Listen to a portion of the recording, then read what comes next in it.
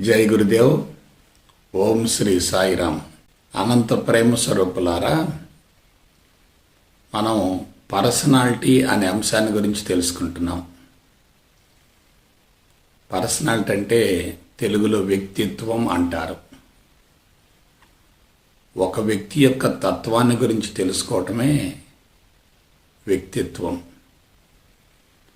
వ్యక్తి ముఖ్యం అనుకుంటే తత్వాన్ని గుర్తించలేం. తత్వాన్ని గుర్తించాలంటే వ్యక్తిని గురించి సూక్ష్మంగా లోతుగా అధ్యయనం చేయాలి. పరిణామ క్రమంలో భూమండలం అంతటిలో 84 లక్షల జాతుల జీవరాశిలోకెల్లా మానవుడు అన్ని విధాల ఉన్నతమైన వాడే కదా. ఉన్నతమైన వాడు కాబట్టి మానవుడు మిగతా జాతుల కంటే ఉన్నతంగానే జీవించాలి కదా. అమాయకంగా, అజ్ఞానంగా, ఆటవికంగా, జంతు స్వభావంతో జీవించేటటువంటి ప్రాణులకు ఎటువంటి సమస్యలు లేవు. ఆలోచన శక్తి, అవగాహన శక్తి, పరిసరాల పట్ల స్పందన, భాష, నాగరికత, ఇటువంటి ఉన్నతమైనటువంటి లక్షణాలు ఉన్నటువంటి మానవుడు మాత్రమే సమస్యల సుడిగుండంలో ఇరుక్కుపోతున్నాడు కదా. ఏమీ తెలియకుండా జీవించేటటువంటి జీవులన్నీ కూడా జీవిత సంకల్పం నెరవేర్చుకొని ప్రశాంతంగా జీవితాన్ని ముగిస్తున్నాయి కదా. మరి మానవుడు ఎందుకు సమస్యలను ఎదుర్కొంటున్నాడు? ఎందుకు కష్టాలు పడుతున్నాడు, బాధలు పడుతున్నాడు? ప్రస్తుతం ప్రపంచం మొత్తం ఎలా ఉంది? అస్తవ్యస్తంగా ఉంది, గందరగోళంగా ఉంది, అయోమయంగా ఉంది. ఒక రకంగా చెప్పాలంటే యుద్ధ వాతావరణం నెలకొని ఉంది. ప్రతి వ్యక్తి అంతరంగంలో ఏదో తెలియనటువంటి అసంతృప్తి, లేమిడి, కొరత, లోటు, అసహనం ఇవన్నీ కూడా చోటు చేసుకున్నాయి. పరిణామ క్రమంలో పరాకాష్ఠ స్థితిలో ఉన్నటువంటి మానవుడే ఇటువంటి భయంకరమైనటువంటి జీవితాన్ని అనుభవించవలసినటువంటి అవసరమే వచ్చింది. దాని గురించి మనం తప్పనిసరిగా తెలుసుకోవాలి. పర్సనాలిటీ బలహీనం కావటం అంటే ఆరోగ్యాన్ని పోగొట్టుకోవటం, ఆయువు కుదించబడటం, అశాంతి పెరగటం, అసంతృప్తి పెరగటం, ఆనందం అనేది ఏ కోశాన ఉండకపోవటం. ప్రస్తుతం ప్రపంచాన్ని శాసించేటటువంటి మేధావులంతా కూడా ఈ కొరతలోనే ఉన్నారు. ఆరోగ్యాన్ని గురించి, ఆయువుని గురించి విపరీతంగా ఆరాటపడుతున్నారు, పరితపిస్తున్నారు, పరుగులు తీస్తున్నారు. అదే సమయంలో మిగతా జాతులన్నీ కూడా మానవుడి ప్రభావంతో ఎంతో కొంత మేరకు నష్టపోతూనే ఉన్నాయి. అంటే అన్నీ తెలిసినటువంటి మానవుడే బలహీనంగా జీవిస్తున్నాడు, బలహీనమైనటువంటి వ్యక్తిత్వంతో జీవితాన్ని కొనసాగిస్తున్నాడు. కాబట్టి దీని గురించి మనం లోతుగా తెలుసుకోవాలి. అమాయకుడు కానీ, ఆటవికుడు కానీ, అనాగరిక జీవి కానీ, అనాగరిక మానవుడు కానీ పెద్దగా ఇబ్బందులు పట్టలేదు. తెలివి మీద సంపత్తి ఉన్నటువంటి మానవుడే సమస్యలను ఎదుర్కొంటున్నాడు, ఇబ్బందులు పడుతున్నాడు, బాధలు పడుతున్నాడు, ఆరోగ్యాన్ని కోల్పోతున్నాడు, ఆయువు కుదించబడుతుంది. ప్రతి ప్రభావానికి వెనుక మూల కారణం ఉంటుంది కదా. మనం మూల కారణాన్ని గుర్తించగలగాలి. పరిణామం అనేది నిరంతరం జరుగుతూ ఉంటుంది. అది యాదృచ్ఛికంగా, సునాయాసంగా, ఆటోమేటిక్గా జరుగుతూనే ఉంటుంది. దాన్ని ఎవరు ఆపే ప్రసక్తి లేదు. భూమండలం మొత్తంలో, విశ్వం మొత్తంలో సూక్ష్మాతి సూక్ష్మమైంది శుద్ధ చైతన్యం. దాన్నే పరమాత్మ అన్నారు, పరబ్రహ్మం అన్నారు, భగవంతుడని కూడా అంటున్నారు. అటువంటి శుద్ధ చైతన్యం నుండే కనిపించేటటువంటి స్థూల జగత్తు ఆవిర్భవించి అది మార్పులు చెందుతూ అంతిమంగా తిరిగి మరలా ఆ భగవంతునిలోనికి ఐక్యం చెందుతుంది. కాబట్టి విశ్వానికి సృష్టికర్త ఎవరంటే భగవంతుడే. అయితే భగవంతుడు ఎవరు? వ్యక్తి కాదు కదా, శక్తి కాదు కదా, వస్తువు కాదు కదా, పదార్థం కాదు కదా, సృష్టి కాదు కదా, స్థితి కాదు కదా, లయం కూడా కాదు కదా. భగవంతుడు అనంతమైనటువంటి శుద్ధ చైతన్యం. భగవంతుడు అనే పదం వినగానే మన వ్యక్తికి ఆపాదిస్తూ ఉంటాం, వ్యక్తులను గురించి ఆలోచిస్తూ ఉంటాం. వ్యక్తి మనసులో బలంగా ప్రతిష్ఠించబడ్డప్పుడు తత్వాన్ని గుర్తించడం చాలా కష్టం. మనిషి సృష్టిలో ఇరుక్కొని పోతే సృష్టికర్తను గుర్తించడం చాలా కష్టం. అదే సృష్టికర్తను గురించి తెలుసుకుంటే సృష్టికి విలువ ఉండదు. ఎందుకంటే సృష్టికర్త ముఖ్యమా, సృష్టి ముఖ్యమా? సృష్టికర్త ముఖ్యం. అటువంటి సృష్టికర్త నుండి సృష్టి ఆవిర్భవించింది, తిరిగి మరలా సృష్టికర్తలోనికి లయం చెందుతుంది. కాబట్టి సృష్టికర్తే విశ్వానికి అధినేత అవుతాడు, యజమాని అవుతాడు. అటువంటి సృష్టికర్తని గురించి తెలుసుకోవాలంటే సృష్టి అనేది అవరోధం కాకూడదు. ఎప్పుడైతే ఒక రూపం కానీ, నామం కానీ, ఆకారం కానీ, వస్తువు కానీ, వ్యక్తి కానీ అంతరంగంలో బలంగా ప్రతిష్ఠించబడతారో అప్పుడు తత్వం యొక్క ఉనికిని మనం గుర్తించలేం. కాబట్టి ప్రస్తుతం ఏం జరుగుతుంది? అందరూ కూడా సృష్టిలో ఇరుక్కుపోయారు, సృష్టికర్త యొక్క ఉనికిని గుర్తించలేకపోతున్నారు. ఎప్పుడైతే అభద్రతా భావం పెరిగిందో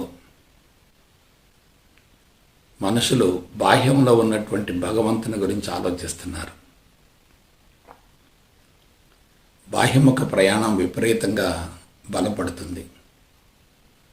అంతరంగంలో ఉన్నటువంటి ఆత్మను గుర్తించలేకపోతున్నారు. వాస్తవానికి మన అంతరంగమే బాహ్య ప్రపంచంలో కనిపిస్తుంది కదా. అంతరంగంలో ఉన్నదే బాహ్య ప్రపంచంలో కనిపిస్తున్నప్పుడు మనం బాహ్య ప్రపంచాన్ని సరిచేయాల్సిన అవసరం ఏంటి? అంతరంగాన్ని సరి చేసుకోవచ్చు కదా. అది ఎందుకు చేయలేకపోతున్నాం? అంతరంగంలో కర్మల మూటుంది, కర్మల మాలుంది, సంస్కారాలన్నీ కూడా నిక్షిప్తమై ఉన్నాయి. ఇవి పుట్టుకతో వచ్చాయి, జీవితకాలంలో అదనంగా కలుస్తూ వచ్చాయి. ఎప్పుడైతే లోపల సంస్కారాలు ఉంటాయో అవి మనిషిని కర్మల వైపుకు రెచ్చగొడుతూ ఉంటాయి, ప్రేరేపిస్తూ ఉంటాయి. ఆ విధంగా మనిషి ఇంకా బాహ్యముఖ ప్రయాణాన్ని పెంచుకుంటాడు తప్ప అంతర్ముఖానికి మళ్ళాడు. ఆధ్యాత్మికతలో ఉన్నటువంటి కీలకమైన అంశం ఏమిటంటే నీ గురించి నువ్వు తెలుసుకోవటమే, నిన్ను నువ్వు ఉద్ధరించుకోవటమే. ఆధ్యాత్మిక చరిత్ర మొత్తం వక్రీకరించబడటానికి మూల కారణం ఈ ఒక్క అంశంలోనే మనిషి పూర్తిగా గాడి తప్పాడు. ఎట్లా? బాహ్య ప్రపంచంలో భగవంతుడిని వెతుక్కుంటున్నాడు, బాహ్య ప్రపంచాన్ని మార్చాలనుకుంటున్నాడు. నీ అంతరంగ స్థితి అంతటా ప్రతిబింబిస్తున్నప్పుడు, అంతరంగాన్ని మార్చుకుంటే బాహ్య ప్రపంచం కూడా మారుతున్నప్పుడు అంతరంగం మీద దృష్టి పెట్టాల్సిన అవసరం ఏంటి? బాహ్య ప్రపంచం మీద దృష్టి పెట్టాల్సిన అవసరం ఏంటి? కాబట్టి అంతరంగాన్ని సరి చేసుకోవాలి. అంతరంగాన్ని సరి చేసుకోవటమే ఆధ్యాత్మికత. దాన్నే ఉద్ధరేదాత్మనాత్మనం అంటారు. అంటే నిన్ను నువ్వు ఉద్ధరించుకోవటమే. ఎప్పుడైతే మనిషి లోపల సంస్కారాల మోతాదు ఎక్కువగా ఉంటుందో అతను బాహ్య ప్రపంచంలోకి పరుగులు పెడుతూ ఉంటాడు, బాహ్య ప్రపంచాన్ని అనుకూలంగా మార్చుకునే ప్రయత్నం చేస్తూ ఉంటాడు. అది సాధ్యం కాదు. నిరాశ నిస్పృహ చెందుతాడు. అంతిమంగా అసంతృప్తిగా బలవంతంగా జీవితాన్ని ముగించవలసినటువంటి అవసరం ఏర్పడుతుంది. దీని గురించి మనం మూలాలను వెతుక్కుందాం. పంచభూతాలను గమనించండి. భూమి, నీరు, అగ్ని, వాయువు, ఆకాశం అంటున్నాం. ఇవన్నీ కూడా పరస్పరం అవినాభావ సంబంధాన్ని కలిగి ఉంటాయి. భూమి చుట్టూ నిర్ణీతమైనటువంటి వైశాల్యంలో వాతావరణం ఏర్పడింది. భూమిని ఆవహించి నీరుంది. మనం ఏం చేయాలి? మన అంతరంగాన్ని సరి చేసుకోవాలి. మన జీవిత పుస్తకాన్ని చదవాలి, జీవిత రాజ్యాంగాన్ని చదవాలి. జీవితంలో ఎక్కడ గాడి తప్పుతున్నామో దాన్ని గమనించాలి, తెలుసుకోవాలి. వక్ర మార్గంలో పయనిస్తున్నప్పుడు దాన్ని సరి చేసుకోవాలి. కాబట్టి మనం ఏం చేయాలి? అంతరంగం మీదనే దృష్టిని కేంద్రీకరించాలి. కానీ మనిషి ఏం చేస్తున్నాడు? అంతరంగాన్ని విస్మరిస్తున్నాడు. పైగా మనోబలం తక్కువగా ఉన్నప్పుడు మనిషి తప్పనిసరిగా బానిసగా జీవిస్తూ భగవంతుడి యొక్క అండదండల కోసం విపరీతంగా పరితపిస్తూ ఉంటాడు. ఎప్పుడైతే భగవంతుడి యొక్క అండదండల కోసం పరితపిస్తూ ఉంటాడో అంతరంగ శుద్ధి మీద దృష్టిని కేంద్రీకరించడం. కాబట్టి ఆధ్యాత్మిక విధానం కూడా ఎలా ఉంది? చాలా ప్రమాదకరంగా ఉంది. ఒక రకంగా ఆధ్యాత్మికతలో జీవించకపోతేనే మంచిది.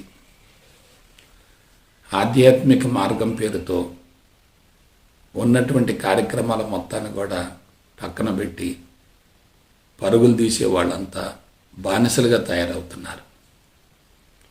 ఒక సంస్థతోటో ఒక వ్యక్తితోటో విడరాని బంధం ఏర్పరచుకుంటున్నారు. అదొక పిచ్చిలో పడుతున్నారు, వ్యామోహంలో పడుతున్నారు, వెర్రిలో పడుతున్నారు, వ్యక్తిగత సంబంధాలను ఏర్పరచుకుంటున్నారు, బానిసలుగా తయారవుతున్నారు. అందువల్ల మనం ఏం చేయాలి? అంతరంగం మీద దృష్టిని కేంద్రీకరించాలి. అంతరంగ శుద్ధికి శ్రీకారం గావించాలి. అంతరంగం శుద్ధి అయితే బాహ్య ప్రపంచం కూడా మారినట్లుగా కనిపిస్తుంది. బాహ్య ప్రపంచం మారకపోయినా సరే మన అంతరంగం మారితే చాలు. ఒక శత్రువుని మనం శత్రువుగా చూస్తున్నాం. దానివల్ల శత్రువుకి నష్టం లేదు, మనకే నష్టం. కానీ జ్ఞానపరంగా ఎదిగేటట్లయితే శత్రువు మనకి ప్రత్యక్షంగా అపకారం చేసిన పరోక్షంగా ఉపకారం చేసి ఉంటాడు కదా.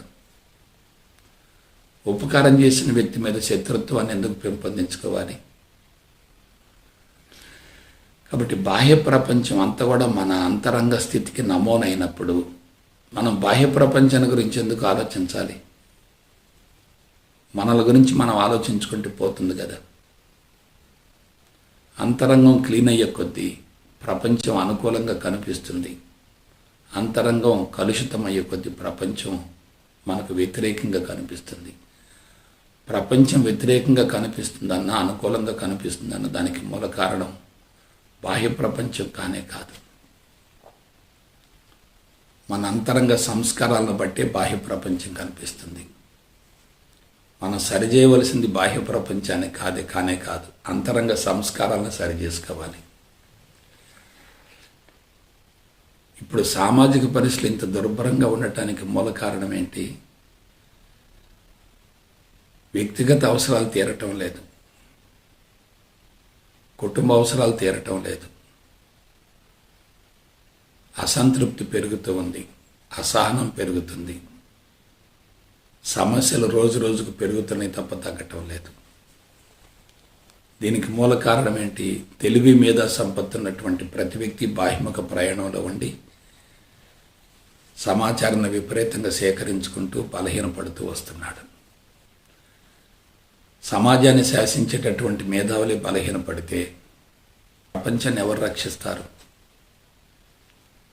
కాబట్టి రాజును బట్టే ప్రజలు కదా, యథా రాజా తదా ప్రజ అంటారు కదా. మేధావులు బలహీనమైనటువంటి నిర్ణయాలతోటి మనుగడ కోసం సాగేటటువంటి పోరాటంలో భావితరాలకు సరిపడా భావితరాల గురించి ఆలోచిస్తూ సంపదను పోగు చేసుకునేటటువంటి విధానంలో ఏం జరుగుతుంది? సమస్యలు ఇంకా పెరుగుతున్నాయి. ఒకప్పుడు జనాభా తక్కువగా ఉంది, వనరులు పుష్కలంగా ఉన్నాయి. ఇప్పుడు జనాభా పెరుగుతుంది, దాంతోపాటు కోరికలు పెరుగుతున్నాయి, వనరులు మాత్రం తరిగిపోతున్నాయి. చూసారా ఎక్కడ లోపం జరుగుతుందో? అందరూ కూడా వనరుల సేకరణ మీదనే దృష్టిని కేంద్రీకరిస్తున్నారు తప్ప వాటిని ధర్మంగా సమకూర్చుకోవాలనేటటువంటి ఆలోచన ఉండటం లేదు. వనరులను ధర్మంగా సమకూర్చుకునే వ్యక్తి ఎలా ఉంటాడు? అధర్మంగా అక్రమార్జనతోటి ఉచితార్జనతోటి జీవితాన్ని గడపాలని భావించే వ్యక్తి ఎలా ఉంటాడు? అసలు సంపద హక్కు ఏమిటి? ఆస్తి హక్కు ఏమిటి? సంపాదన హక్కు ఏమిటి? ఒకే చోట నలుగురు పనిచేస్తున్నప్పుడు నలుగురికి 4 రకాల వేతనాలు ఏమిటి? జీతాలు ఏమిటి? ఎప్పుడైతే వనరులు కొంతమంది చేతిలోకి వెళుతున్నాయో అవి మరి కొంతమందికి కొరత అవుతుంది కదా. ఇక్కడే సమస్య ఉంది కదా. ఇంకా సమస్య కోసం ఎక్కడ పరిగెత్తాలి? వనరులు అదనంగా సేకరించుకున్నా అది చెడు కర్మఫలమే. వనరుల కొరత ఉందని అది చెడు కర్మఫలమే. అసలు వనరుల కోసం మనిషి వేటాడాల్సిన పని ఏంటంటే, అతనికి హక్కు వచ్చింది, రాజ్యాంగం హక్కు కల్పించింది. ఏమని? సంపద హక్కు ఇచ్చింది, సంపాదన హక్కు ఇచ్చింది, ఆస్తి హక్కు ఇచ్చింది, బ్యాంకులు వచ్చాయి, ధనాన్ని దాచుకునే అవకాశం ఉంది. ఈ విధంగా ఒక డేంజరస్గా ప్రమాదకరమైనటువంటి వ్యవస్థను మానవుడు సృష్టించుకొని ఆ వ్యవస్థలో పూర్తిగా బంధించబడి దాని నుంచి బయటపడలేక సమస్యలు సృష్టించుకొని ఆ సమస్యల పరిష్కారం కోసం ఆధ్యాత్మిక విధానాన్ని ఆశ్రయిస్తున్నారు. బలమైనటువంటి పెట్టుబడిదారీ వ్యవస్థ కొనసాగుతున్నప్పుడు వ్యక్తి అందులో బంధించబడ్డప్పుడు అతనికి స్వేచ్ఛ లేదు కదా. రాజ్యాంగానికి అనుగుణంగా జీవితాన్ని కొనసాగించాలంటే అది భగవంతుడి యొక్క ఆదేశానికి విరుద్ధమైంది కదా. అందరికీ సరిపడా సంపదనిచ్చినప్పుడు కొందరు ఎందుకు ఎక్కువ సమకూర్చుకోవాలి? కొందరికి ఎందుకు కొరత ఏర్పడాలి? తెలివి మేధా సంపత్తి ఉన్నటువంటి వాళ్ళంతా కూడా శ్రమశక్తిని దోచుకుంటున్నారు కదా. కాబట్టి మానవుడే దోచుకుంటున్నాడు కదా. మానవుడు ప్రకృతి యొక్క పదార్థానికి వెలకడుతున్నాడు కదా. పంచభూతాలను విపరీతంగా ఉపయోగించుకుంటున్నాడు కదా. ఈ రేట్లు ఎక్కడి నుంచి వచ్చాయి? కరెన్సీ ఎక్కడి నుంచి వచ్చింది? వ్యాపార ధోరణి ఎందుకు ప్రవేశపెట్టబడింది? ఇవ్వటం ఏమిటి? పుచ్చుకోవటం ఏమిటి? జీవోలు ఏమిటి? ఉత్తర్వులు ఏమిటి? న్యాయశాస్త్రం ఏమిటి? పీనల్ కోడ్ ఏమిటి? ఇదంతా ఏమిటి? కాబట్టి బలహీనమైనటువంటి వ్యక్తిత్వాన్ని పెంపొందించుకునేటటువంటి వాతావరణం ఏర్పడింది. కాబట్టి మనిషి సమాజం నుండి దూరంగా వెళ్ళే అవకాశం లేదు. కలుషితమైన సమాజంలో జీవిస్తున్నప్పుడు ఆ ప్రభావం తప్పనిసరిగా అంతరంగం మీద ప్రత్యక్షంగా ఉంటుంది కదా. కాబట్టి వాతావరణం కలుషితంగా ఉందంటే మనిషి తప్పనిసరిగా దాని నుంచి బయటపడలేడు కదా. సమాజం కూడా అదే తరహాలో ఉంది కదా. మనిషి చేస్తున్న ప్రతి పని కూడా కృత్రిమైనదే, ప్రకృతికి విరుద్ధమైనదే, ప్రకృతిని ఉపయోగించుకునేదే, ప్రకృతిని బలహీనపరిచేదే, ప్రకృతిని పతనం చేసేదే. ప్రకృతిని అమ్ముకోవటం కొనుక్కోవటం అంటే అంతకు మించినటువంటి దుర్మార్గం ఏముంటుంది? అందుకే ఆధ్యాత్మికత ఆధ్యాత్మికత ఆధ్యాత్మికత అంటున్నారు. కానీ సామాజిక పరిస్థితులు దుర్భరంగా ఉన్నప్పుడు వేదాంతాన్ని బలవంతంగా చెవిలో పోస్తే వచ్చేటటువంటి లాభం ఏమిటి? కొంతమంది భద్రత ముసుగులో బంధించబడుతున్నారు. మాకు ఆర్థిక వనరులు అవసరం లేదంటున్నారు. కానీ వాళ్ళ గత చరిత్ర ఏం చెప్తుంది?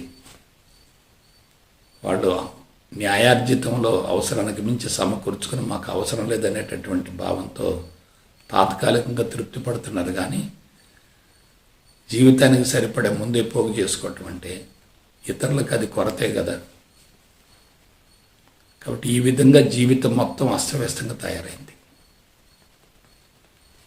ఒక మానవుడు ఇటువంటి దుర్భరమైనటువంటి పరిస్థితిలో జీవిస్తున్నాడు. మిగతా జాతులకు అటువంటి అవకాశం లేదు, అవసరం కూడా లేదు. ఇంకొక కీలకమైన విషయం చెప్తాను.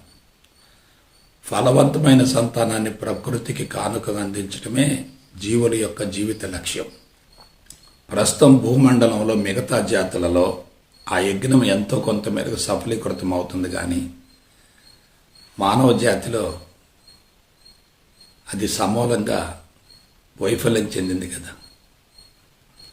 జీవిత లక్ష్యము, జీవిత సంకల్పమే దెబ్బతిన్నప్పుడు ఇక మనుషులు అసంతృప్తి ఎందుకు ఉండదు?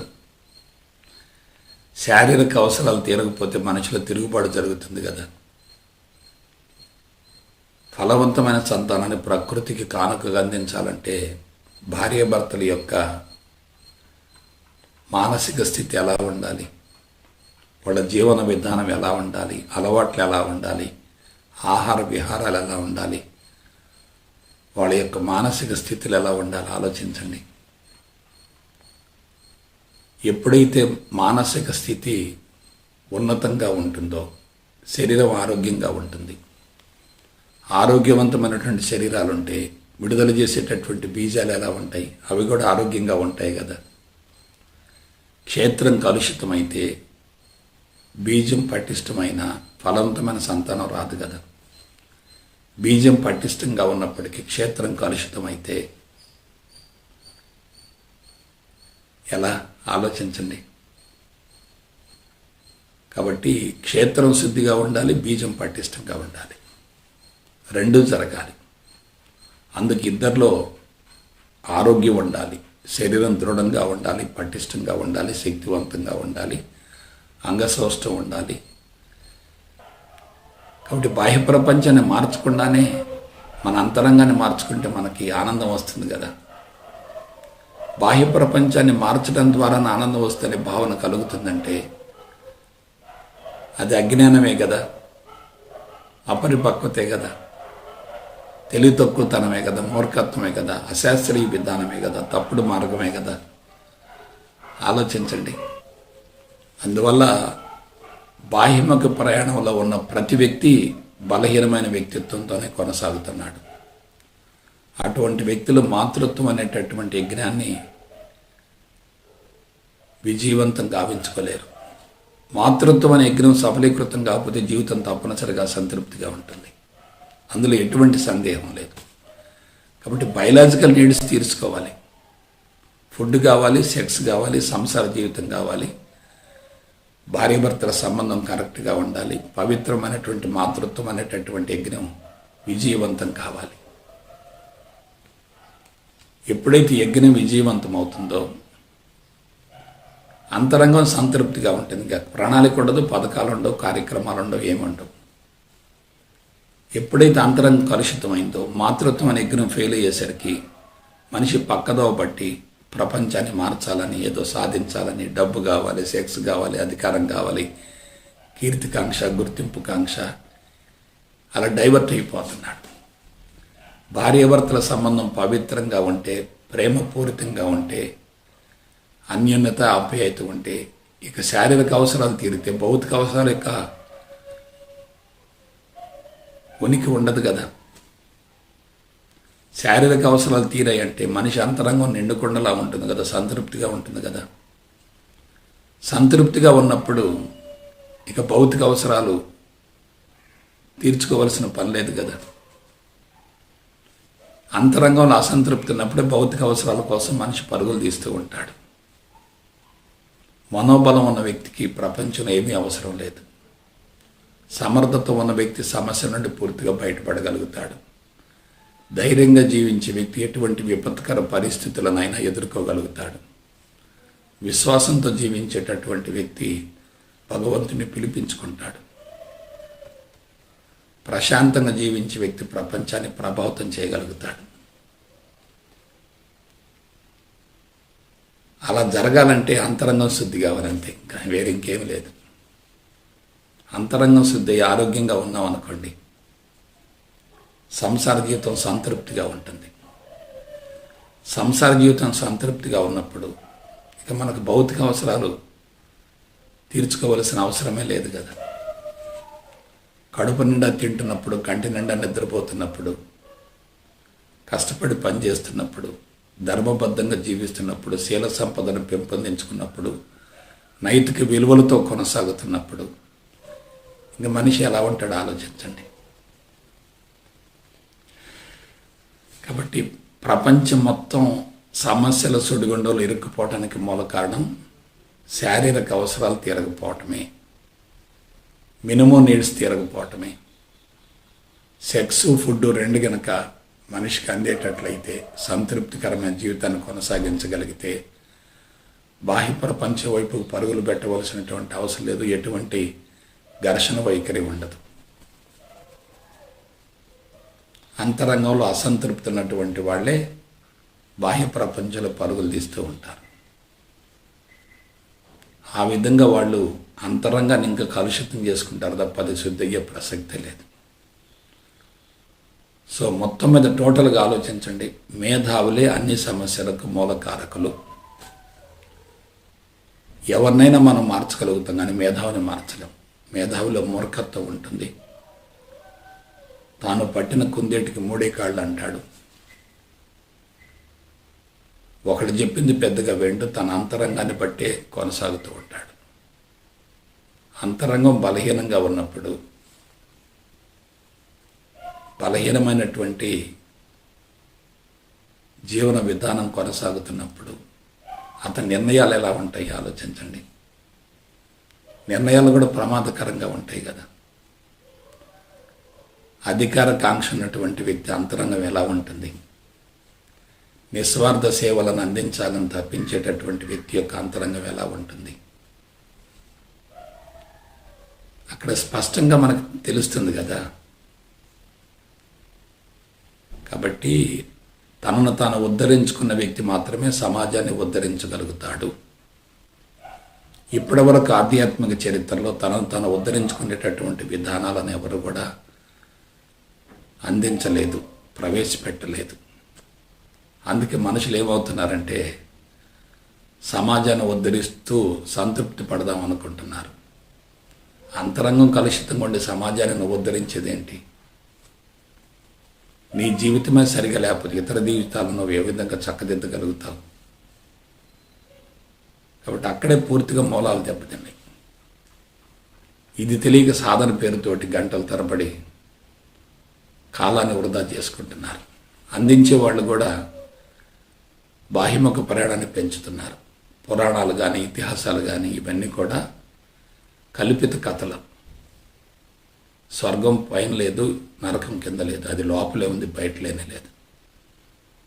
మనం సఫర్ అవుతున్నామంటే నరకంలో ఉన్నట్లు, తృప్తిగా జీవిస్తున్నామంటే స్వర్గంలో ఉన్నట్లు. అందువల్ల మనం పొరపాటును కూడా ప్రపంచాన్ని గురించి ఆలోచించకూడదు. ప్రపంచాన్ని గురించి ఆలోచించే వాళ్ళంతా కూడా పరధ్యానం పెంచుకుంటారు, జ్ఞాపక శక్తిని కోల్పోతారు, ఏకాగ్రత కోల్పోతారు, ఆరోగ్యాన్ని కోల్పోతారు, ఆయువు కుదించబడుతుంది, అశాంతి పెరుగుతుంది, అసంతృప్తి పెరుగుతుంది. ఏ వ్యక్తితోటి వ్యక్తిగత సంబంధాలు పెంచుకోకూడదు. వ్యక్తిగత సంబంధాల కోసం ఆరాటపడుతున్నారంటే విశ్వవ్యాప్త భావనకు మళ్ళలేకపోతున్నట్లే. కాబట్టి అంతరంగాన్ని శుద్ధి చేసుకుంటే చాలు. బాహ్య ప్రపంచాన్ని గురించి ఆలోచించవలసినటువంటి అవసరమే లేదు. నువ్వు పెట్టుకునే కళ్ళజోడు అద్దాల యొక్క రంగును బట్టే ప్రపంచం కనపడుతుంది. నువ్వు మార్చవలసింది కళ్ళజోడు అద్దాల రంగు తప్ప ప్రపంచాన్ని కానే కాదు. ప్రపంచం ఒకటే, ఎవరి కోణాన్ని బట్టి వారికి కనపడుతూ ఉంటుంది. 1,00,000 మంది మనుషులుంటే 1,00,000 మందికి 1,00,000 రకాలుగా ప్రపంచం కనపడుతుంది. ఒక చోట ఒక సంఘటన జరిగిందంటే 10 మంది ఆ సంఘటన చూసినప్పుడు 10 మంది ఒకే రకంగా స్పందించరు కదా. వారి వారి అంతరంగ సంస్కారాల స్వభావాన్ని బట్టి వారు స్పందిస్తూ ఉంటారు. అక్కడ వాస్తవ విషయం ఏమిటి? సంఘటన ఒక్కటే, వాడు చూసేటటువంటి కోణాలలో వ్యత్యాసం ఉంది. మనం పొరపాటును కూడా ప్రపంచాన్ని గురించి ఆలోచించకూడదు. ప్రపంచాన్ని సరిచేసేటటువంటి ప్రయత్నంలో ఎవరైనా వైఫల్యం చెందుతారు. నిన్ను నువ్వు సరిచేసుకునే విధానం నీకు ఉపయోగపడుతుంది? ప్రపంచాన్ని సరిచేసేటటువంటి విధానం నీకు ఎలా ఉపయోగపడుతుంది? నీ జీవితం మీద నీకు హక్కు ఉంటుంది, ఇతరుల జీవితాల మీద నీకు హక్కు ఎలా ఉంటుంది? కాబట్టి జీవ సాంకేతికత ఎప్పుడైతే వైఫల్యం చెందిందో భౌతిక సాంకేతికత మీద మనిషి దృష్టిని కేంద్రీకరించాడు. అంతరంగాన్ని శుద్ధి చేసుకునే విధానం ఎప్పుడైతే అందలేదో బాహ్య ప్రపంచాన్ని సరిచేయటం ప్రారంభించాడు. అంతరంగాన్ని శుద్ధి చేసేటటువంటి విధానాన్ని తెలియకుండా ఆధ్యాత్మిక మార్గంలో ప్రవేశించి సాధన చేయటం అంటే గుడ్డెద్దు చేలో పడ్డట్టే కదా. కాబట్టి అంతరంగ శుద్ధికి అనుకూలమైనటువంటి విధానాలను అనుసరించాలి తప్ప అంతరంగాన్ని ఇంకా కలుషితం చేసేటువంటి విధానాలను అనుసరించకూడదు కదా. అందువల్ల అంతరంగం చాలా ముఖ్యం. అంతరంగానికి సంబంధించింది ఆధ్యాత్మికత, ఆత్మ విజ్ఞాన శాస్త్రం, సైంటిఫిక్ సెల్ఫ్ నాలెడ్జ్. అందువల్ల బలహీనమైనటువంటి వ్యక్తిత్వం అంటే బాహ్య ప్రపంచాల గురించి ఆలోచించడమే. బలమైనటువంటి వ్యక్తిత్వం అంటే అంతరంగాన్ని సమూలంగా శుద్ధి గావించుకోవటమే. అంతరంగం శుద్ధి అయిందంటే ఆనందం పెళ్ళుబుకుతుంది. ఆనందం ఉన్న చోట అసంతృప్తికి అవకాశమే లేదు. ప్రస్తుతం అందరూ అసంతృప్తితో అలమటించిపోవటానికి మూల కారణం ఆనందాన్ని కోల్పోవటమే, సహజ స్థితికి దూరం కావటమే. చేప నీళ్ళల్లో ప్రశాంతంగా ఉంటుంది, కానీ పాలలో వేస్తే ఎట్లా? పాలలో చేపను వేసామనుకోండి, అది చచ్చిపోతుంది కదా. ఖరీదైన పాలల్లో చేప జీవితం కొనసాగే అవకాశం లేదు కదా. కాబట్టి దేనికోసం అయితే మానవుడు పరితపిస్తున్నాడో దానివల్ల ఆరోగ్యం సిద్ధించదు, ఆయువు పెరగదు. ఈ విధంగా మనిషి వక్రీకరించబడ్డాడు, గాడి తప్పాడు. ఏదో సాధించాలని పరుగులు తీస్తున్నాడు, సాధించవలసింది ఏమి లేదని తెలుసుకోలేకపోతున్నాడు. ప్రపంచాన్ని మార్చే ప్రయత్నంలో అంతరంగాన్ని పూర్తి కలుషితం చేసుకుంటున్నాడు. ఇదే సరైనటువంటి జీవన విధానం అని చెప్పి ప్రపంచానికి బహిరంగంగా ప్రకటనలు ఇస్తున్నాడు. నో, సంవత్సరం గడిచిందంటే సమస్యలు పెరుగుతున్నాయి, కరెన్సీ కట్టలు పెరుగుతున్నాయి, కష్టాల మోతాదు కూడా పెరుగుతుంది. కరెన్సీ వల్ల కష్టాలు తీరతాయని చెప్పి భావించడం అంత అజ్ఞానం మరొకటి ఏముంటుంది. కరెన్సీ వల్ల కష్టాలు తీరే ప్రసక్తే లేదు.